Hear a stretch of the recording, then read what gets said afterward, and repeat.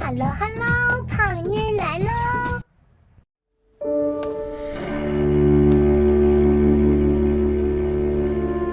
皇上赐凌云彻为翊坤宫太监，即日起入仕皇后，还请娘娘欢喜笑纳。胖妮继续讲《如懿传》，知否这部剧可能会要开个新号讲了，连续的版权警告，胖妮已经吃不消了，害怕把这个苦心经营2年了的号给我封掉了。胖妮还有一个小号，不知道小主们有没有订阅，频道链接在视频下方的置顶评论，辛苦订阅小号，避免我突然的消失，感激不尽。剧版《如懿传》中，如懿始终将凌云彻放置于朋友的位置。身在冷宫时，如懿不为自己的身份而自卑，成为皇后之后，如懿也没有因此对凌云彻颐指气使。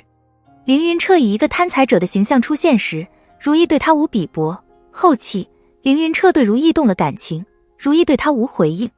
所以如懿断发时，他对皇上说，臣妾这一生心中从来只有一个人，那就是皇上。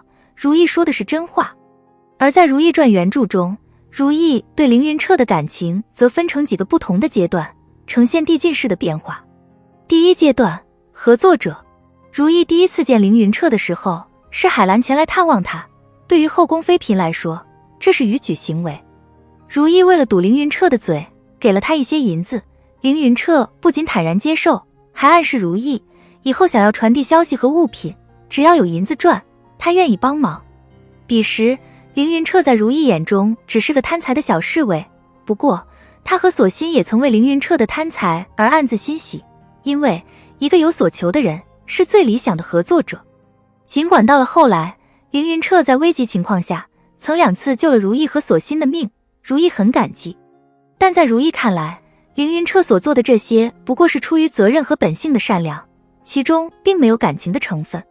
这也就很好的解释了为什么魏燕婉进了嘉妃的启祥宫，备受折磨，凌云彻求如懿帮忙的时候，如懿给出的回复是要找个机会才能搭救，让魏燕婉先忍着，嘉妃不会把她折磨致死。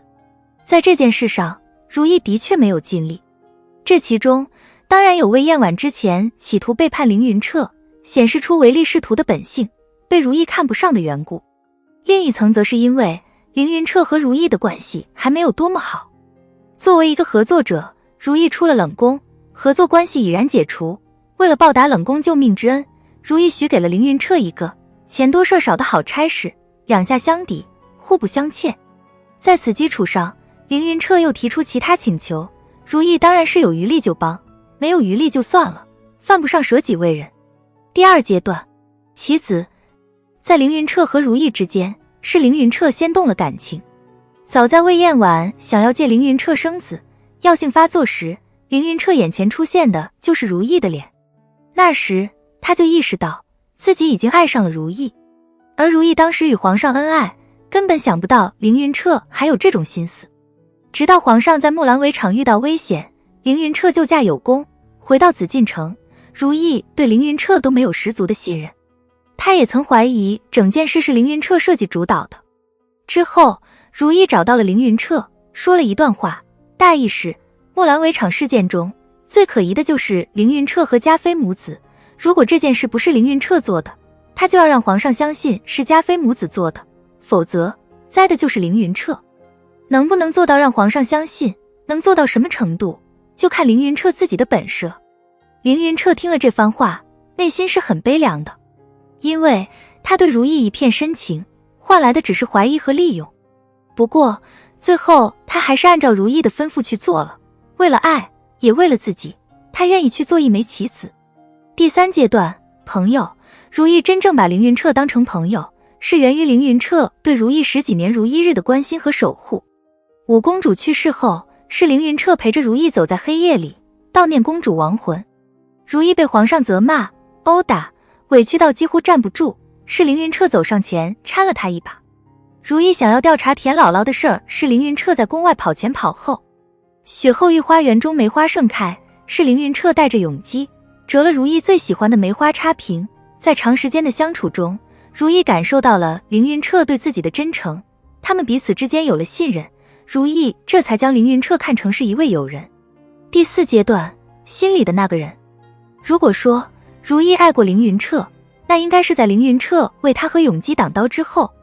在那样危急的情况下，凌云彻对如懿舍命相救，皇上顾及的则全都是皇家的颜面。有人说，女人这种生物心很小，一次只能装得了一个人。深以为然。生死攸关时刻，皇上的表现让如懿很失望。也许就是从那一天开始，皇上从如懿的心中被剔除了，凌云彻也才有机会走进来。待到凌云彻被海兰以加官进爵之刑处死之后，如懿也明确了自己对他的爱。他难过到手肘磕在硬木桌子上，竟然觉得那钻心的疼还不如自己的心疼。难过到什么时候牙齿把嘴唇咬破了，血滴滴答答流淌下来也不知道。如懿对海兰说，这辈子让我觉得冷的热的只有皇上，然而在我寒冷彻骨的时候，让我觉得暖和的是你和凌云彻。那时冷时热的让人喜怒无常的是年轻时的爱恋，而那温暖的稳定的让人觉得踏实安全的是年岁渐长之后深切的爱。如果以现代人的眼光来看，也许皇上更适合谈恋爱，而凌云彻则适合结婚。所以在《如懿传》原著中，如懿爱过凌云彻吗？是的，爱过。但是在紫禁城的环境中，这份爱给他们彼此带来的是巨大的灾难。明知不可为而为之，是愚钝吗？针对这个问题，凌云彻回答，多年来我所得到的欢喜比忧惧更多。也许这也正是如懿给出的答案吧。好了，今天的内容就到这里，订阅胖妮，下期更精彩。